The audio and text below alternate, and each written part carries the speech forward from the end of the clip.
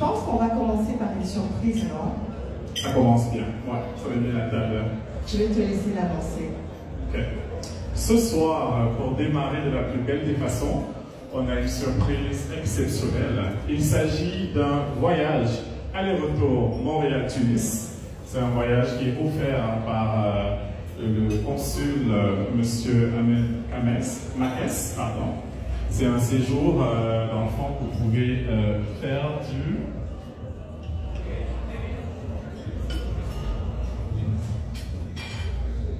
J'ai une précision pour vous. C'est par l'ONTT, l'Office national du tourisme tunisien, et Tunis Air Tunisie.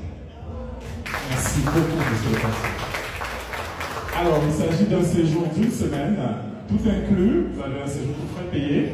Vous pouvez profiter du séjour entre le 15 septembre et le 15 décembre 2025. Pour participer, je pense qu'il y avait des petits coupons, il fallait rentrer vos noms. Si ce n'est pas fait, vous rapprochez de notre consul et on va avoir le tirage dans quelques instants au milieu de la soirée. Alors, on vous invite à aller mettre vos noms. Est-ce que tout le monde a pris un billet? Qui n'a pas pris de billet ici? Allez-y, faites-le tout de suite, parce que vous aurez la chance de gagner ce beau prix. C'est vraiment tout frais payé. Tout ce que vous aurez à payer sont les taxes de l'aéroport. C'est magnifique. Absolument. Je vais aller m'inscrire. Oui, moi aussi je vais aller m'inscrire. On démarre tout de suite. Est-ce que le repas est bon? Oui. Oui, parfait. Je vais continuer à voyager. Bon appétit.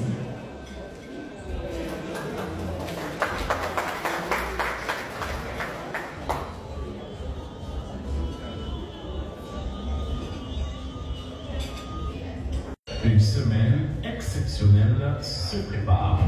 Du 28 au 31 mai 2025, l'association Lève-toi-et-Brille, en collaboration avec la Fédération africaine et Association du Canada, convie à une expérience hors du Congo.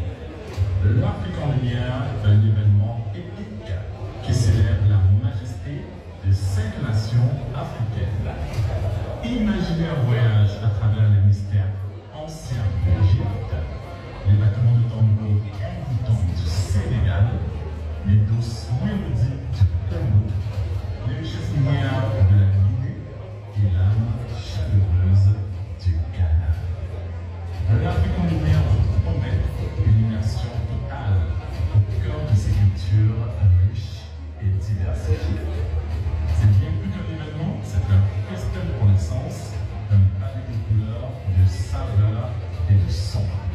Une semaine où les traditions ancestrales et la modernité se rencontrent dans une explosion de créativité et de célébration. Notez d'accord votre agenda pour une aventure unique.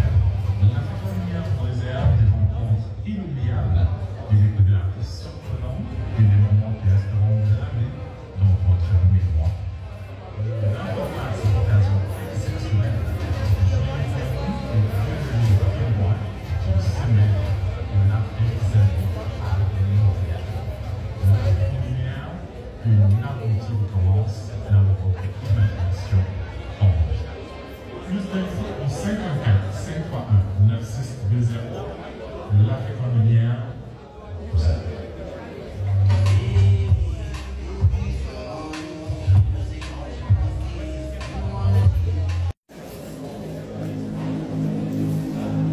Mesdames, Messieurs, unitaires, chers partenaires, chers frères et sœurs d'Afrique et d'ailleurs, distingués invités, bonsoir à toutes et à tous.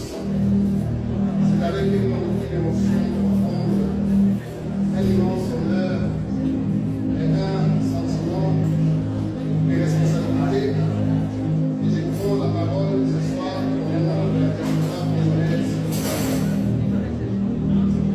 À cette occasion de clôture magistrale de la deuxième édition de l'Afrique en lumière, un événement exceptionnel organisé avec toujours par Lève-toi-et-Brille en partenariat avec la Fédération africaine et les associations du Canada. J'aimerais aussi découvrir la possibilité de m'exprimer dans cette soirée symbolique dans cette ville de Montréal qui incarne si bien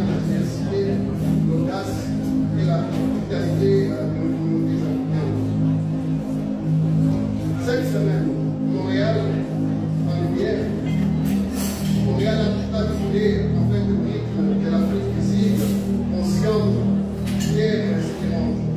Grâce à l'Afrique en lumière, nous avons célébré la Journée mondiale de l'Afrique, une date fondatrice, celle du 25 mai 1963, lorsque fut créée l'Organisation de l'Unité africaine, devenue aujourd'hui l'Union africaine. Mais ici, au-delà des symboles, nous avons vu l'Afrique en acte, l'Afrique des créateurs, l'Afrique des penseurs et des bâtisseurs, l'Afrique des diasporas qui investissent, transmettent et bâtissent le monde. Je tiens à saluer de façon solennelle Madame Karine Essomba, directrice générale de l'Infoaérie, dont le discours d'ouverture a articulé vision, mémoire et avenir avec une rare justesse. Sa capacité à fédérer, à mobiliser, à rassembler les talents et les voix est remarquable. Elle honore une génération de leaders afro-professionnels. Je voudrais exprimer ma profonde gratitude pour l'honneur accordé cette année à la République démocratique du Congo. Parmi les 5 pays mis à l'honneur, aux côtés de la Guinée, du Ghana, du Sénégal et de l'Égypte. Cette reconnaissance ne nous aide pas à nous dire qu'elle a une portée culturelle et politique, car le Congo, par sa centralité, son histoire, ses ressources et sa richesse humaine, est souvent au cœur des tensions du continent, mais aussi porteur d'espoir d'Afrique. Je tiens à saluer ici Madame